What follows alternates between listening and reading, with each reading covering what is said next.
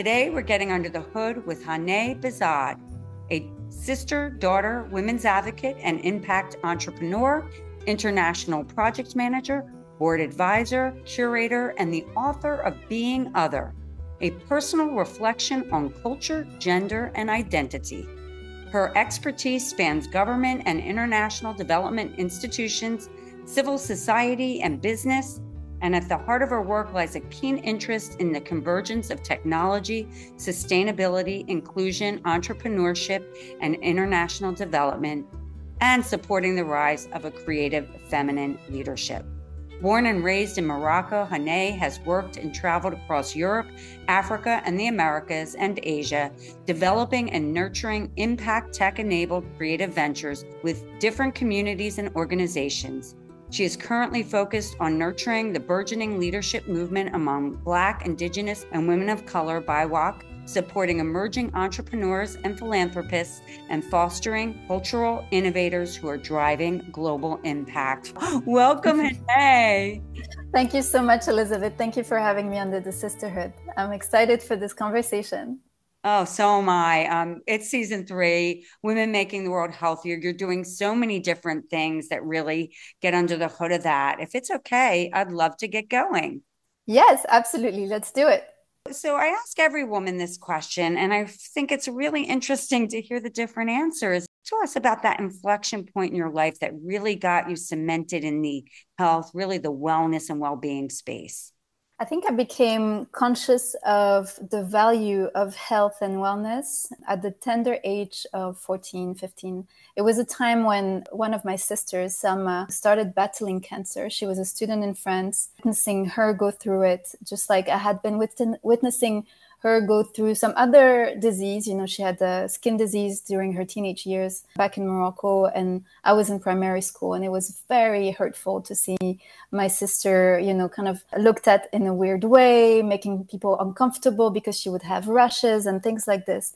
But seeing her kind of go through chemotherapy, and I would visit her during my holidays, and it really, like, it became so difficult for my family. I kind of understood that health is wealth, essentially. It was a very difficult time. My late father was then, you know, just like everyone else, going through grief. But for him as a doctor, who also was not just a doctor, but a doctor who brought a number of expertise in Morocco. He had been trained abroad, in France in particular, and he, amongst them, legal medicine and corporate medicine, to make sure that many people had access to health in Morocco at the time where Morocco became a platform for international companies to open plants and such. He really went through, I would say, kind of like a philosophical rabbit hole of whether Western medicine that he had been trained on and he had faith in was still valid if it could not save his daughter.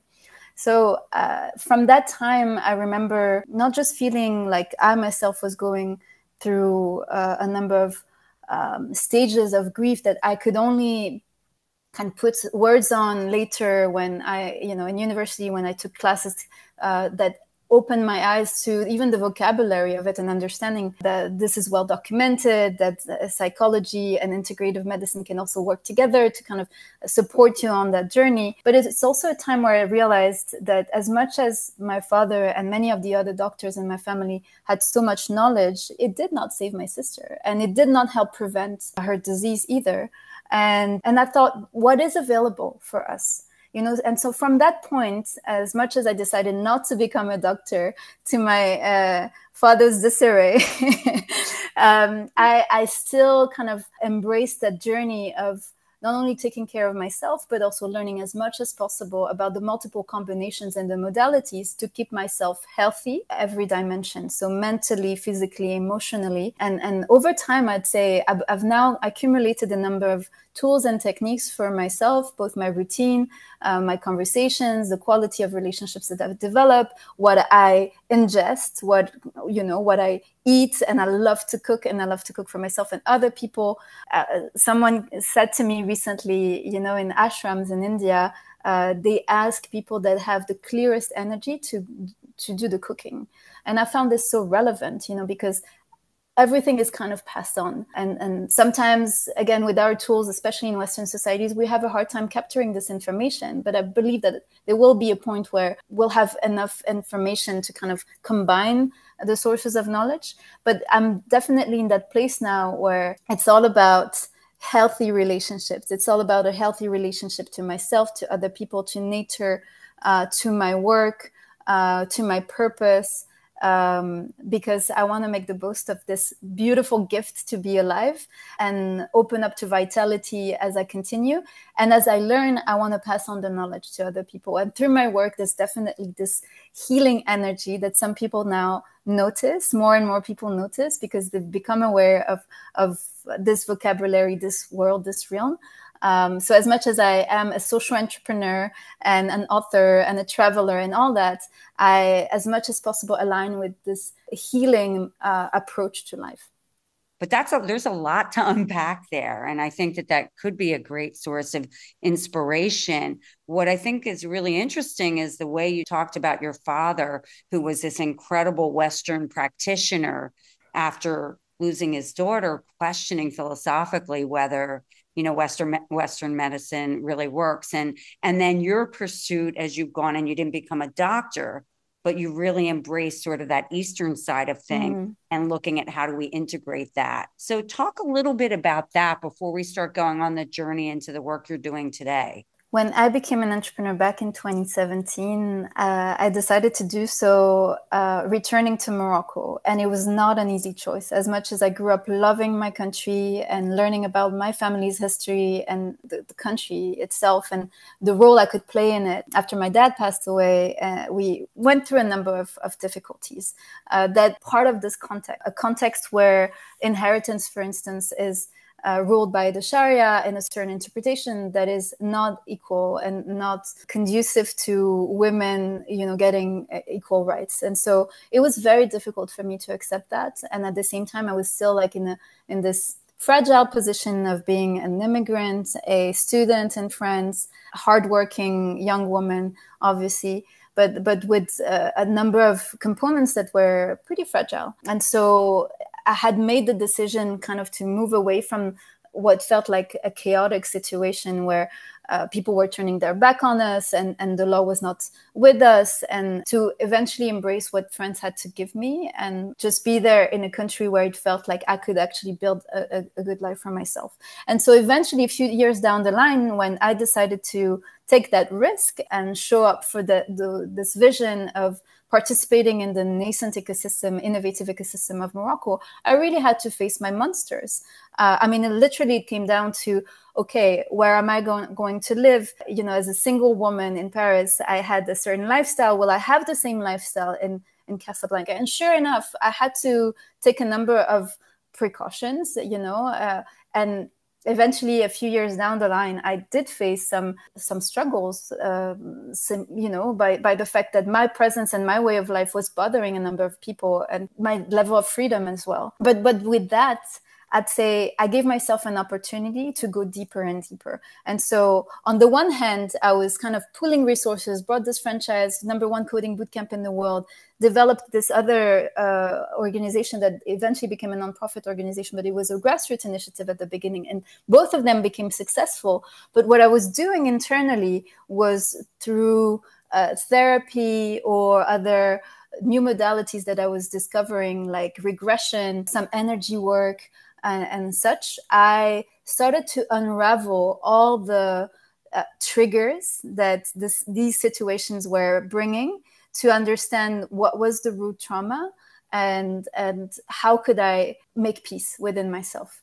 And with doing that inner work, I realized that there's so much more than just me. I was going back to eventually transgenerational trauma or past lives. And it's not just through my entrepreneurship endeavor that brought me back to this context, because I was traveling a lot already, and certain places and certain other situations, romantic situations, other relationships, kind of also made these triggers salient. And I really had the intention to become more of myself, embrace the journey of wholeness, because it felt like it was right, not just for me, but for the world as a whole. And so really, I think in parallel, like those tracks were in parallel, and what fueled them was this aspiration to freedom, becoming more sovereign, becoming more free, and just understanding that love resides within, and that I have a sacred right to it, and a sacred right to receive it, give it in the most beautiful way. It's this journey that brought me to where I am now, which is my third venture for a few years now, consulting with international organizations, other startups, developing new projects, having brought this book to life, having conducted a worldwide book tour. Yesterday, I closed, my summer North American book tour with my 20th talk and third in Canada, in Toronto. And that makes me feel not just proud and happy, but really like I am myself and I'm thriving. And I wish that for all other women, all other sisters, because it is possible, it is at hand.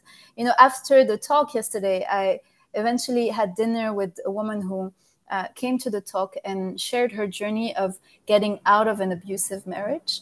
And she is herself a first-generation immigrant from Asia.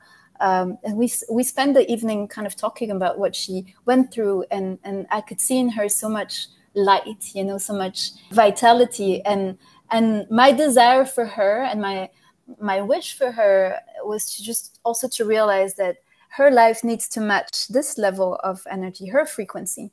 And so it's all about that. I think at the end of the day, we work towards bringing ourselves there. And we have a responsibility as well to spark this in other people. In every little interaction or bigger interaction or longer term relationship, I find that it is part of bringing healing to the world and bringing light to the world. Can you talk a little more specifically about your experience in Morocco, both growing up, then leaving, departing for France for education, and going back? Because I think it's kind of interesting. We have a global audience, and it's very interesting in terms of our global audience, because once you get a taste of other experiences, it just continues to inspire us. So I grew up in Rabat, the capital city of Morocco. I'm the third child of my family. I grew up with two other sisters that were far older than me. The one that was closest to me, Selma, who passed away, was 7 years older than me. I grew up in an environment that was rather liberal, progressive, open to the world, cosmopolitan.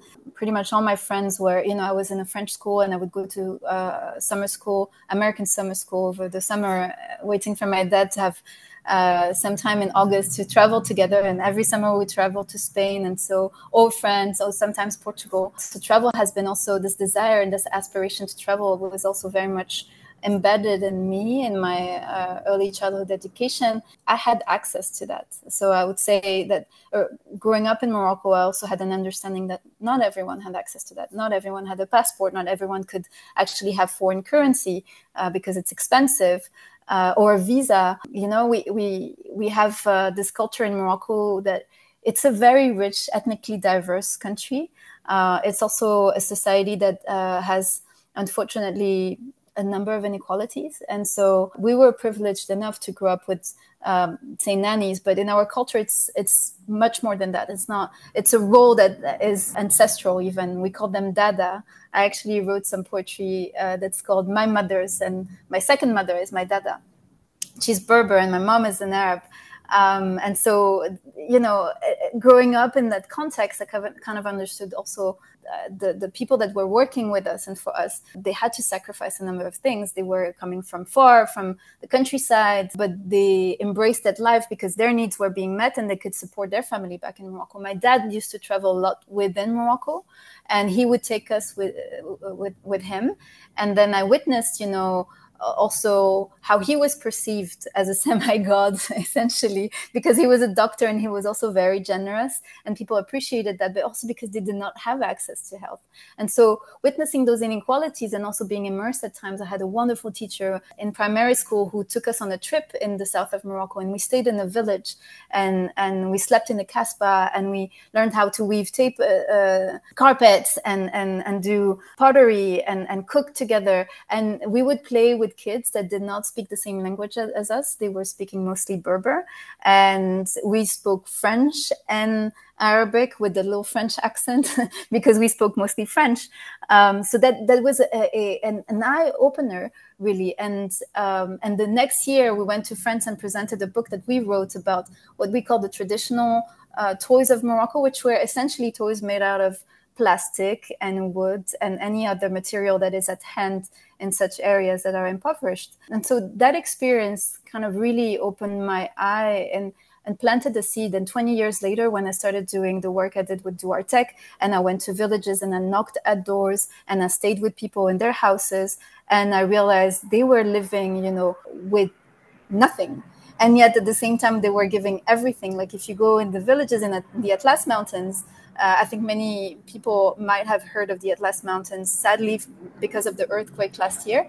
But a lot of people just embrace the most simple lifestyle. And at the same time, they are so generous. They would invite you for tea. I'm staying here in Toronto with my best friend, and we celebrated her birthday 2 years ago in Morocco. And we went in like a very remote village on a hike. And suddenly we were invited for tea and for sharing bread and their cheese together. Literally, they had nothing and they would offer everything. So this generous heart was very much something that inspired me. There's a lot of heart energy in Morocco. I'm just back from a stay in Hawaii, and I could also sense that in the culture of Hawaii, the aloha spirit. It's called the heart chakra of the earth, and I really found this so true. And so I like to be in such places. Now, eventually, like my sisters and like my parents, I moved abroad to study. Thankfully, I had a scholarship from the French government, and this was important because, like I mentioned earlier, my family was going through a difficult time. And so for me, becoming financially independent early on was crucial. And so that allowed me to make decisions and really stand up for myself, even against the will of my father, for instance, and choose my own path, which was essential. And I'd say France and my early years in France were also very rich. They were very studious. I did a number of dual degrees. It really felt to me like I was not just compensating, but also honoring the dreams that my great grandmothers had for me. They did not always have access to education. One of my grandmothers went to school, middle school, and the other one did not go to school. And my maternal grandmother did not go to school. And my mother always told me how, it's something that felt so not right. All these women were very intelligent, quite respected amongst their family and community because of the wisdom they would provide, because they would hold the community together. But for me, finding this level of stimulation in every class and every interaction that I had with this and that intellectual or influential figure, I just couldn't fathom the fact that these women did not have access to that. And so for me, it felt like it is an absolute necessity that every woman can show up to her full potential, and society needs to support that.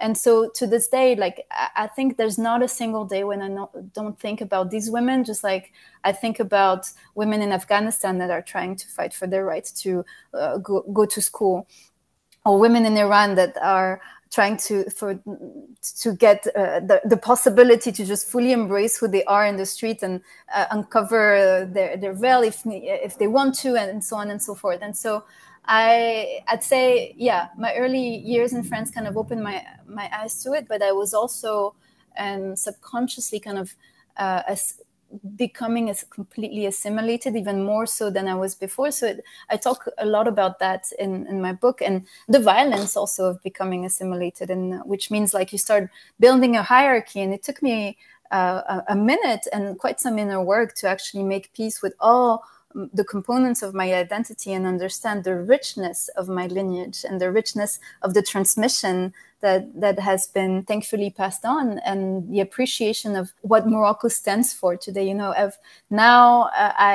When I have the chance to contribute, and I do so through bringing projects to Morocco. I was a host and curator of a large festival just in May, and 700 attendees. Many of them came for the first time in the African continent. And so for me, having this possibility to contribute this way of displaying what Morocco is about now when it comes to coexistence. I mentioned earlier, the fact that we celebrated all celebrations growing up in Morocco. I was invited to Passover, I was invited to Christmas, and it was just absolutely normal. And it's only in living in France and after many years that I started understanding what people had in terms of perceptions of like Muslims against Jews. And it felt to me like it was so unnatural and so unacceptable as well. And so I really want to carry forward this approach to living together, to really enjoying the spectrum and nuances of being together.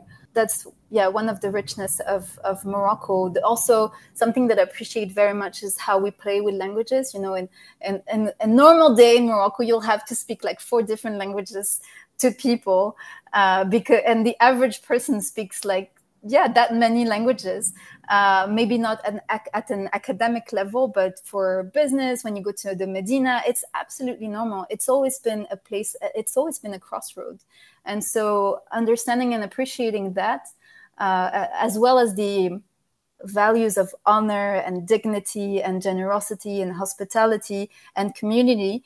And with that, kind of transforming them in a way that feels right for us, as in becoming yourself. Sometimes it's hard in a society that seems to not see you. I see the shifts now.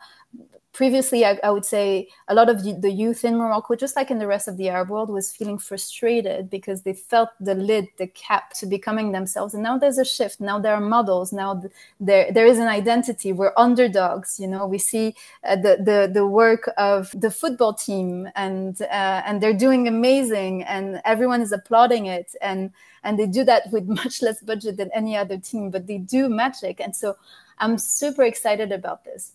So I would love for you to start talking about, so you've had a very, very interesting journey, and then you started writing Being Other. So like, how did that come about? What was that experience like? What was that, aha moment that came up with Being Others? Because I think what's interesting to me, Hanae, is that you have found being yourself. So if you could share that, that would be awesome. Well, the idea for this book actually came when I was in a sort of transition. I had left a job. There was a job that had me quite exposed. I was working with African governments. And for me, it felt important because I was bringing the voices of other African innovators I've been working closely with as an entrepreneur myself. And so that decision was not easy. And yet it was a time where I needed to just return to my entrepreneurial path on the one hand, and also start working on passing on the knowledge and the observations that I had made. And so if you must know, at the beginning, it was not called Being Other. It was a lot more academic and research backed. It was called Integrity Lessons from the Beginning, because for me, it was about making sense of my moves that had been multiple over short periods of time. And I wanted to kind of understand what was the driving force. And the driving force was to find myself in integrity and an environment that were in integrity with my value system. And so that was it. And then it was also a time where some more research was coming through about the specific experiences of women of color in the workplace. And then I thought, okay, well, it was not just about me feeling unfit. It's also the workplace that does not value women of color. So they'll have a lot more microaggression, a lot less progress in their career, and so on and so forth. So McKinsey was coming up with a report, women of color in the marketplace and in the workplace and so on. And then I started understanding and making a lot more sense of the struggles and challenges that had been true from the very start of my career, and also carrying some, again, triggers. I said what I said about Morocco, and I feel it very much. And at the same time, I was very conscious early on that some aspects of my identity, being an Arab Muslim woman in a country where Islam means political Islam, and it also means that the interpretation of the law is bringing us to places of inequality when it comes to how much your voice is valued in front of the judge, how much you inherit, whether you're going to pass on the nationality or not. I mean, the family code has changed a little bit, but not to the extent of fully meeting the demands of feminist organizations in Morocco. And I was part of some of them. And I co-signed a manifesto called The Outlaws that essentially calls out the decision makers in Morocco in telling, well, as per the dispositions of the penal code today, we're all outlaws because we've all had eventually sex outside of marriage, because we've all had relationships outside of the wedlock. So what do we do with that? Are we all going to end up in jail, or are you going to upgrade and revamp the system now so that it matches the reality and also dignifies people? Because there's absolutely no way that love can ostracize this way and penalize this way. That's not acceptable. And so it is the thread is love at the end of the day. So love for oneself and for the rest of the world. And so, yeah, whenever I started writing this book, I went back to all the notes that I had taken, as a female entrepreneur in Morocco. I was trailblazing a lot. And so on the one hand, I had some exposure, and on the other hand, I really felt alone and lonely even. But I was posting a lot on social media. So I had a number of notes about some experiences. So I started revisiting them, which meant I had to redo the work internally and feel like whether I'm at peace or not, and how do I feel about it. So it was a lot of inner work. And it was also just practically speaking, book proposal, finding the right publishing house. Eventually, Universe works with you. And a few months down the line, I was introduced to a publishing house that is female-led and working to amplify diverse voices. So it really felt super aligned. But yeah, that's the desire to pass on knowledge in a structured way and in a way that felt super authentic as well. So accepting to use my experience, but also elevate a lot of the conversations and the insights that I had garnered from interactions with other female entrepreneurs in the African continent, with other women entrepreneurs and managers in minority groups in North America and in Europe. And so I really wanted to put that all together so that I could participate and make my contribution to bring hope and strategy to next generations. I'm curious, what made you go from being academic about integrity to being other? Because that's an interesting pivot. What was the moment as well for that? I think it was a journey of confidence. I felt like, as a good nerdy person, I mentioned earlier, I pursued 5 degrees, and throughout my career, every time I have a chance to learn something new, I do it, whether it is through additional certificates or else, or even unconventional manners now, like more of a one-on-one conversations with subject matter experts, even in the most esoteric spaces. But I would say, for me, from the moment I had built this research, and I felt at the beginning, I think I had the fear of being attacked and questioned even more. And then eventually, through the conversations that I had with my editor, I felt a lot more confident about sharing who I was anyway, and that it was valuable. And so it is a sort of liberation in itself. And that's one of the key messages of the book. Your story matters. And it matters to you and the rest of the world that you fully embrace it and bask in the joy of being you. And from there, just offer yourself to life and to the world. And so it can seem really naive and simple. And for me, at the beginning, I really thought, no, it has to be a bit more rational. At the end, I had operated in male-dominated spaces, so I really had to back myself with a lot of logic, and intuition was not as celebrated. But now I feel I'm in a place of balance where I really honor all those gifts. I realize it's valuable because whatever I share, it's not about me. It's about offering this platform for a conversation, and seeing also some of the courage and the joy that I have in sharing some of my story, that, the parts that are also uncomfortable, not shining, that are full of misery and loss and grief. And what I did about it to transmute it, actually, I realized many people open up and end up sharing their most vulnerable self. I mentioned earlier the dinner that I had yesterday, but throughout the entire book tour, we went from people sharing how, a young German Palestinian woman sharing how hurt she is now for living in Germany and witnessing the genocide of her extended family. Another person sharing that there was a point in their life where they were close to committing suicide and, receiving all of that, or some other person really sharing blatantly how for now they are still, their perception of Islam is still imbued with the trauma of 9/11, and their incapacity to see that it is a shared trauma all across the globe, and such things. So I feel like, as much as I always need to recalibrate after such interactions, but holding that space and doing it with as much grace and niya, as we say in Arabic, as in good intention and love, is pretty much like honoring my purpose.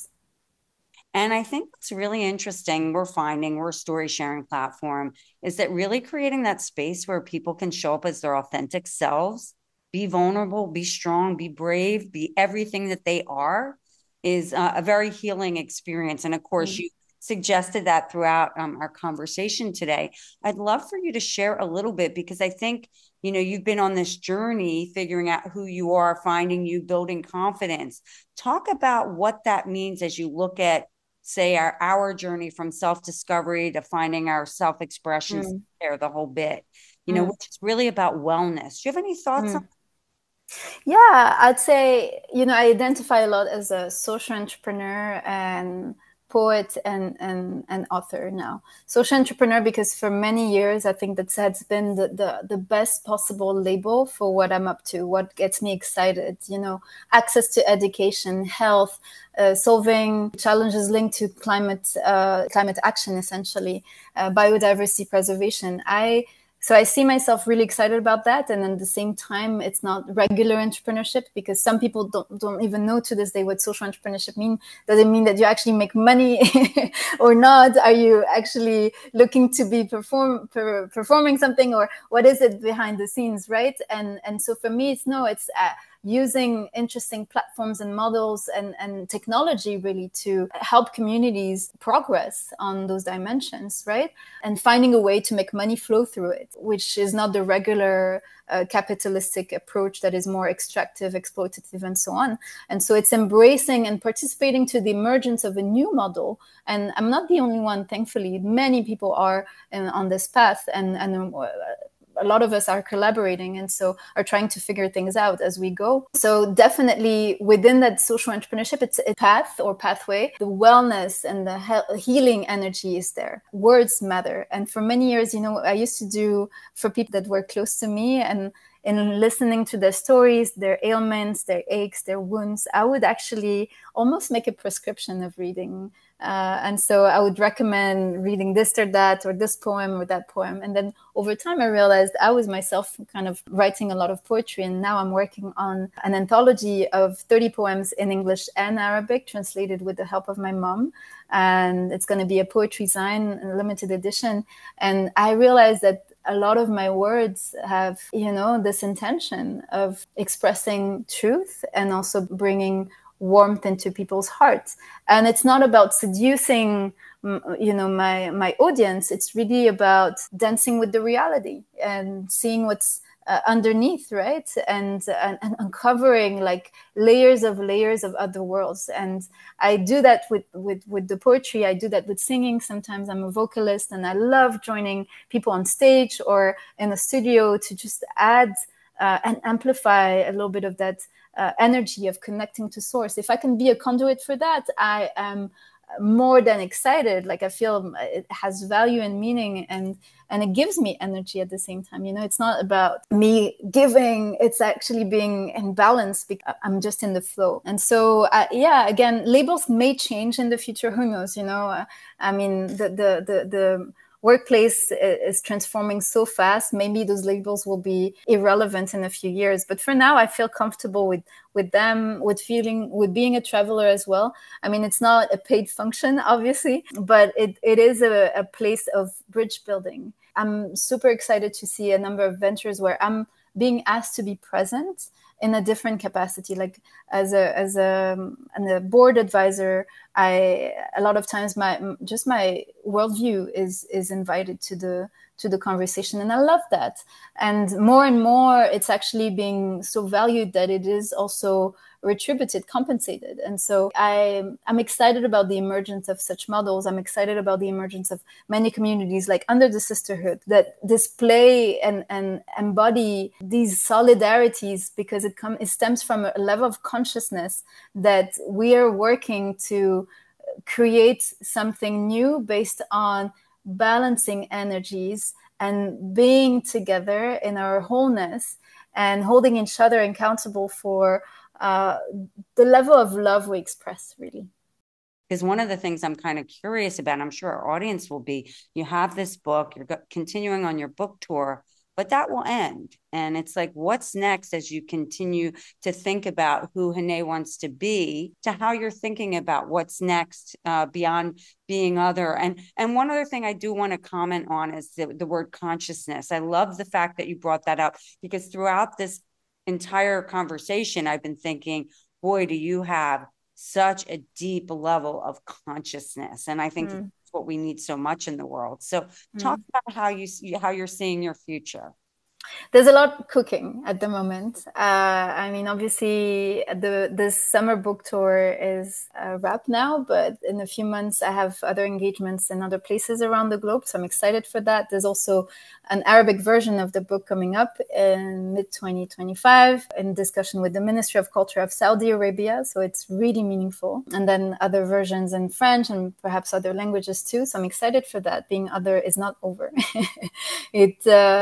Then there are other books as well. I mean, I mentioned the anthology of poems. I'm also working on a new book proposal that is more of an eco-conscious sci-fi. And with that, a number of other engagements, like I said, an advisor to boards. And one of them I'm really excited about, and I'll mention it because it's so relevant to the conversation.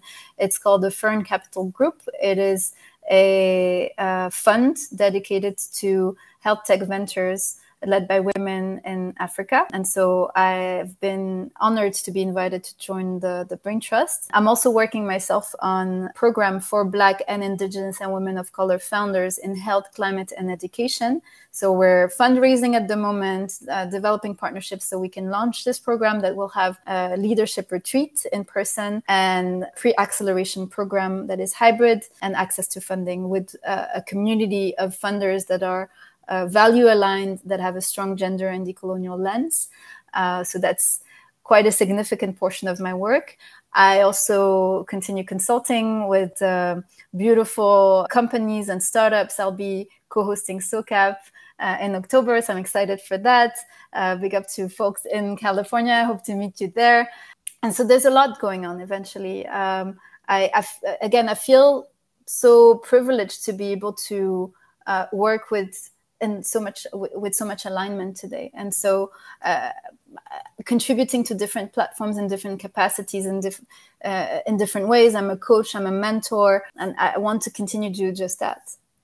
I have one last question, which I think you'll love this one, which is, this is your platform to give a message to women around the world of all ages, of all backgrounds, of all cultures. What do you want to leave them with, Hanae? I want to tell them that this is our time. It's never been as strong as it is today. It is our time to show up with courage, as in the full strength of our heart, and know that they will be held with other sisters and other brothers to really offer their gifts to the world.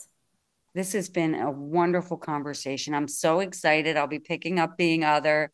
I'm excited to have it and to read it. So everybody, Being Other is available. It's available on Amazon and everything? It's available on all platforms where you buy books online. Reach out to your preferred independent bookstore to order it as well. Thank you so much for getting under the hood with me, Hanae. I'm so excited to see all the places that you go and all the things that you do. You are making such a tremendous difference in the world. Thank you so much, Elizabeth. Thank you for the beautiful work you do.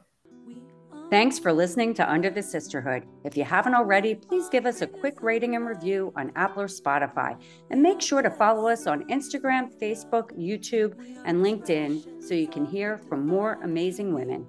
This podcast is created and hosted by Under the Sisterhood LLC and Elizabeth Elfenbein, produced by Elizabeth Elfenbein and Matt Butler, and edited by Matt Butler. The music is by Ayla Schaefer. Her song, Rose.